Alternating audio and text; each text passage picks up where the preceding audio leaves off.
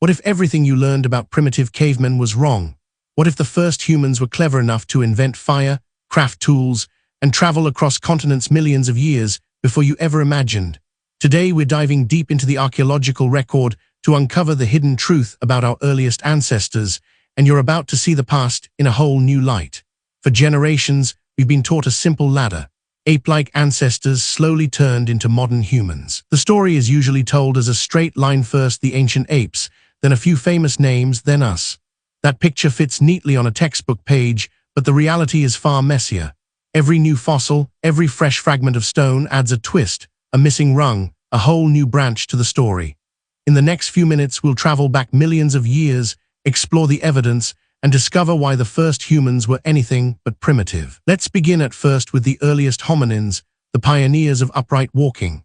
The oldest known candidate is Sahelanthropus tichadensis, a skull that lived about 7 million years ago in what is now Chad. Its brain was only about 350 cubic centimeters, roughly the size of a modern chimpanzee, yet the position of the foramen magnum, where the spinal cord meets the skull, suggests a head held directly over the hips. Not long after, around 6 million years ago, Ornamentugenensis appears in the highlands of Kenya, showing femur features that point to bipedal locomotion. Then, about 4.4 million years ago, Ardipithecus ramidus roamed the forests of Ethiopia, with a pelvis that combined both climbing and walking adaptations. These early walkers were not yet the brainy giants we picture, but standing upright changed everything. It freed the hands, opened new ways to travel, and altered how they gathered food and avoided predators. One of the most striking pieces of evidence for early walking comes from the Laetoli footprints, preserved in volcanic ash and dated to about 3.6 million years ago. When you look at those shallow depressions, you see a gait remarkably similar to modern humans' heel strike, toe push, a clear forward thrust. Imagine a small group of hominins stepping across a hot plain, leaving a silent record that would survive for millions of years. Those prints tell us that the mechanics of walking were in place long before the brain expanded dramatically. Now, what does a small brain and upright posture mean for intelligence? It suggests that early hominins relied heavily on physical adaptations and social cooperation rather than raw cognitive power.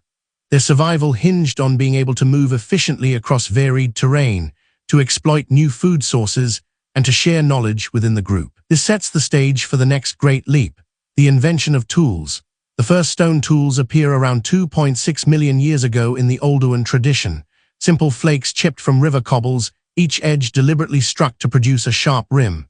At first glance they look crude, but each piece reflects a mind capable of planning a strike, judging the angle, and anticipating the result. Even earlier, at about 3.3 million years ago, the Lomkwi assemblage in Kenya shows larger, more complex tools, handaxes, and pounding stones that push the origin of tool use back 700,000 years. These artifacts reveal that early hominins possessed hand-eye coordination, an understanding of cause and effect, and the ability to teach these skills to others. When you watch a hand strike a stone, sparks may fly, and a tiny fragment breaks away. That moment is a flash of insight, a decision to shape the environment rather than be shaped by it.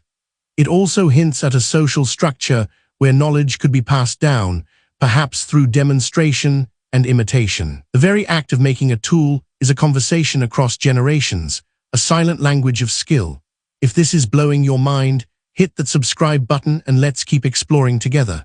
When the night sky darkened over the savannah, a flicker of orange light began to appear in the depths of a limestone cavern. The evidence for that glow comes from a site deep in the Karoo, where layers of ash and charred bone have been dated to roughly 1 million years ago. Those ancient embers are not the result of a lightning strike or a natural fire that simply ran its course. They are the imprint of a deliberate act, a controlled blaze tended by a group of early humans.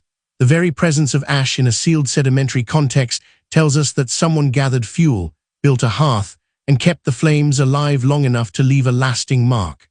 Why does that matter? The control of fire is more than a technological milestone. It reshapes the entire biology of a species.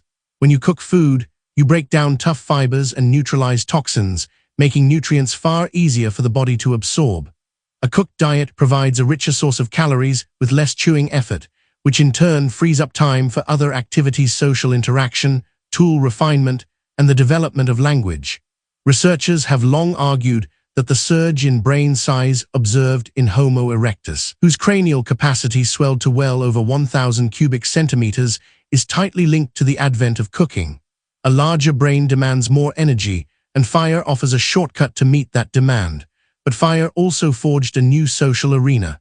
Gathered around a hearth, individuals could share stories, exchange ideas, and coordinate plans under the safety of light.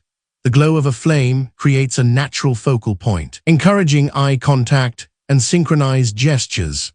In that intimate setting, the foundations of culture, ritual, music, and perhaps the first whispers of symbolic thought could take root. Imagine a small band huddled together, the crackle of burning wood punctuating their conversation, the scent of roasted tubers filling the air. That scene, repeated across countless generations, may have been the crucible in which the first myths were born. The ripple effects of fire did not stay confined to a single valley. As early humans mastered the art of fire, they also began to push beyond the familiar boundaries of their homelands. Fossil evidence from the Levant shows that Homo erectus ventured out of Africa as early as 1.8 million years ago, following river corridors and exploiting new ecosystems. Their spread was not a haphazard drift. It required strategic planning, knowledge of seasonal resources, and the ability to adapt to diverse climates. The presence of stone tools in the ancient lake beds of the Tibetan Plateau, for instance, suggests that these early travelers carried their technology across towering mountain ranges, confronting thin air and frigid temperatures. Migration demanded more than just physical endurance. It required a mental map of the world, an understanding of where water could be found, where game congregated, and how to avoid predators. The cognitive load of such navigation likely spurred further brain development, creating a feedback loop where smarter individuals could explore farther, encounter new challenges, and return with fresh insights that benefited the whole group.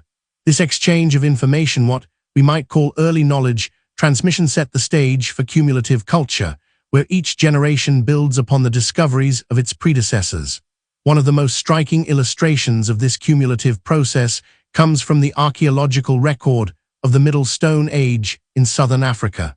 Around 400,000 years ago, we see a sudden diversification of tool types, points, scrapers, and even early composite tools that combine stone tips with wooden shafts bound by plant fibers. These innovations imply a sophisticated understanding of materials, the ability to plan several steps ahead, and the capacity to teach complex procedures to apprentices. The fact that such technologies appear across a wide geographic area suggests that ideas were traveling faster than the people themselves, perhaps through trade networks or intergroup exchanges. But the story does not end with tools and fire. The earliest humans also left behind subtle clues about their symbolic world. Engravings on ochre pieces from a cave in South Africa, dated to roughly 200,000 years ago, display deliberate patterns that go beyond mere utilitarian markings.